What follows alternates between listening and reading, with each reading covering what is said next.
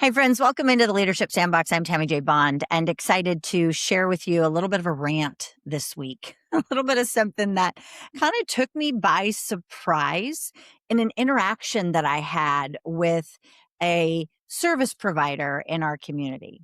And today in the Leadership Sandbox, I'm going to break down a couple of steps for you about maybe something you might be missing or your team might be missing when we think that we've actually been completing or connecting with a human, but we're really just completing a task or just checking the box of an interaction that we quote need to have.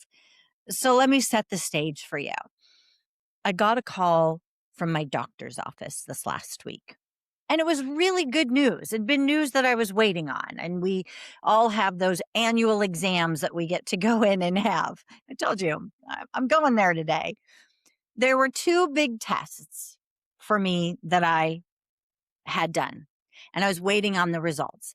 And both of them were significant. One, the mammogram. Why is that significant? Well, every woman should be having them as early as possible in my mind, especially if there is any history of breast cancer, which we have history of breast cancer in our family. My mother had it. My paternal grandmother had it, as well as my aunt on my dad's side. So paternal aunt. And all three of them have a history, had breast cancer. And so for me, it's been very important that I get my annual mammogram every year. And then I'm always waiting and wondering because the doctors, I remember when my mom got breast cancer, the fear that they put into us or attempted to about, the things we should stay away from based on what her breast cancer was and all this stuff. And so for, I don't know, 17 years now, I've just been having this thought, 18 years maybe, muddling through in my head. Every year I have that exam done. The what if thought. The other one is a DEXA scan to just check my bone density. Why was that important? Well, because every woman at a certain age gets to have one or ought to have one. And my grandmother had osteoporosis. So yes, I want to know that my bones are strong and healthy. Both of my tests came back normal. Woohoo! No follow-ups needed for a whole nother year. Yay, that's awesome. And so now, given my family history, this wasn't just the routine information to share with me when the provider's office called. It really was something maybe to know the person on the other end of the phone that you're calling and what their experience and history is. And I've been at this provider for a long time. It's pretty clear all the history is there if they take the time. I get it. And some of you might be going, yeah, Tam, that, the nurses or the doctor's office, they don't have time to review all of that. Well, that's okay. But what was interesting is that when the gal on the other end of the phone delivered my information, I said, woohoo, I said, okay, well, that's good news. Hooray. And she goes, what do you mean? I said, my tests were all normal. I'm healthy. Hooray. Yay for me. And she says, oh, yes. Yay. Click. And hangs up the phone. And just like that, this moment I wanted to celebrate was gone. So here's the thing. The information that she delivered was accurate, on point, and right. But the experience completely missed the mark. And that's where I think we all could use a wake-up call in our service delivery to our customers, our clients, and to our team. Because your people might be saying the right words and taking the right actions and checking the right boxes, but still failing the moment or the opportunity to connect as human being versus human doing. See, we've trained people intentionally or not, to complete tasks, to get things done while sometimes overstepping and avoiding connecting with humans. We teach a script, we teach how to deliver something, move to the next call because you're on a time limit. You have to achieve so much in a certain amount of time because efficiency wins the day. Speed wins, volume wins. But what happened to presence, awareness, the emotional intelligence in real time? And I've seen it with teams as well. I've seen it with leaders that push through in meetings to get to an agenda, because in the working genius, we call that tenacity, right? That's that tenacity genius of I've got to get it done. I want to be efficient and I've got my checklist. Great.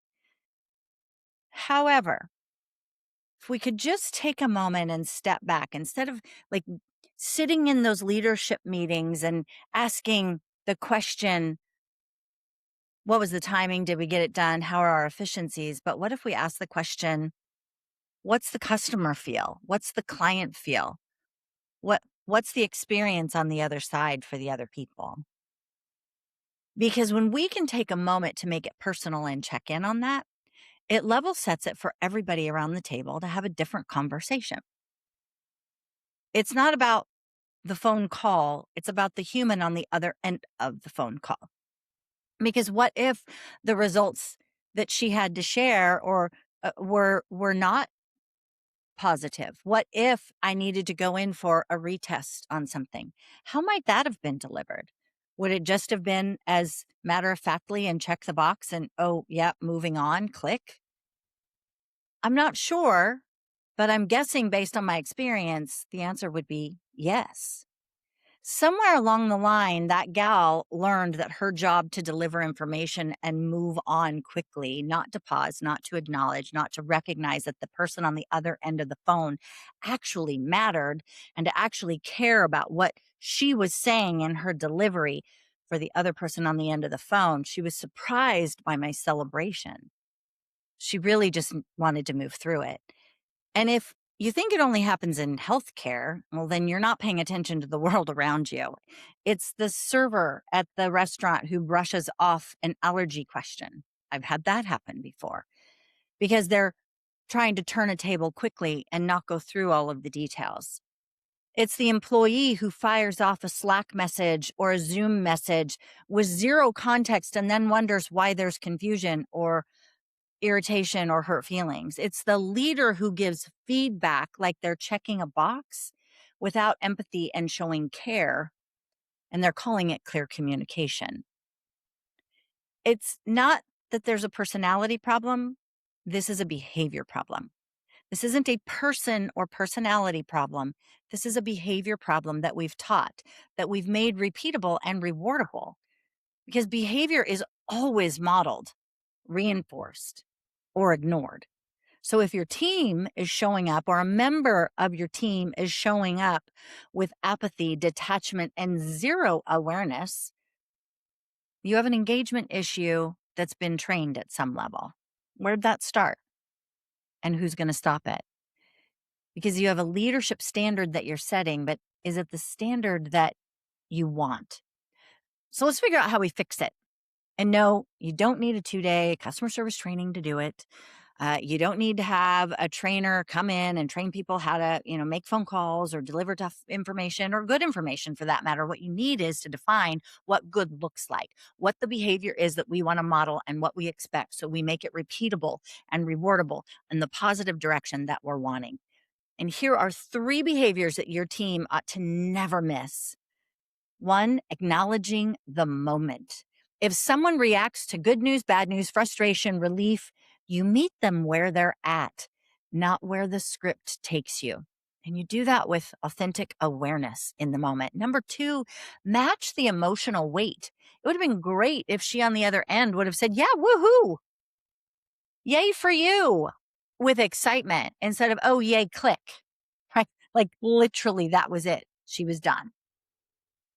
It's not about being over the top. It's not about being robotic. It's about being human at a human level. If it matters to them, it should at least register with you. And number 3, close with intention. Don't just click the interaction, land it, make it feel complete, not dismissed. What more do you need? What would you like to say to be complete? Are there any questions that you have? Is there anything further that I can offer you? I'm curious what you're taking away from this conversation. And in the situation, am I expecting the nurse on the other end of the line to say, what are you taking away from this situation? No. But there would have been great to acknowledge my enthusiasm and say, I'm celebrating with you. Thank you. Have a nice day. Goodbye. That would have even been better. That's it.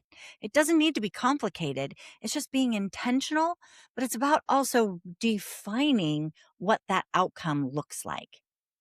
And this is where we insert behavior operating systems and why it's important and why I challenge leaders about if you have behaviors that you don't like, what's the operating system you've put in place to actually achieve what you do want so that you'll like the interactions that you have.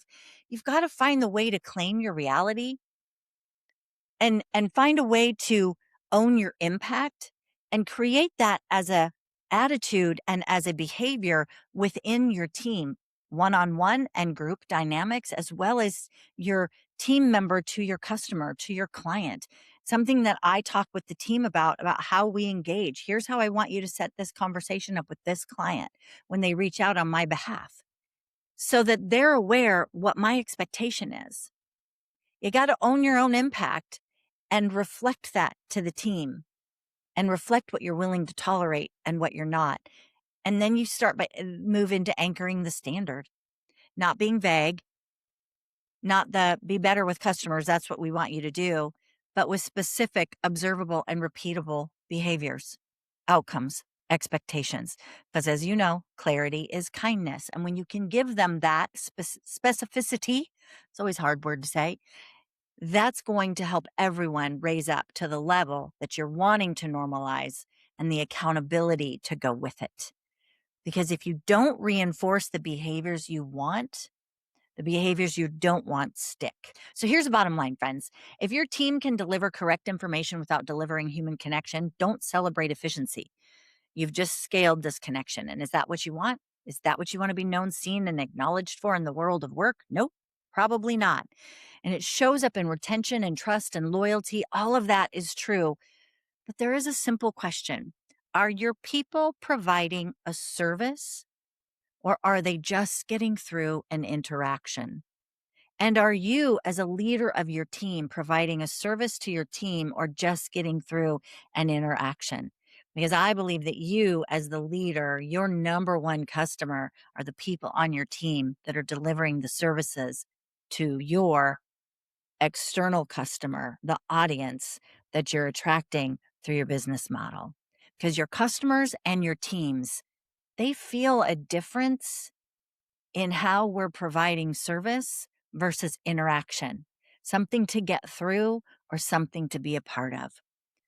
Friends, leadership is not something you're born with. It's something that you grow into. And I want to thank you for taking the time today to walk on this little personal journey with me of how I'd like to go in and coach up the different conversations at my doctor's office.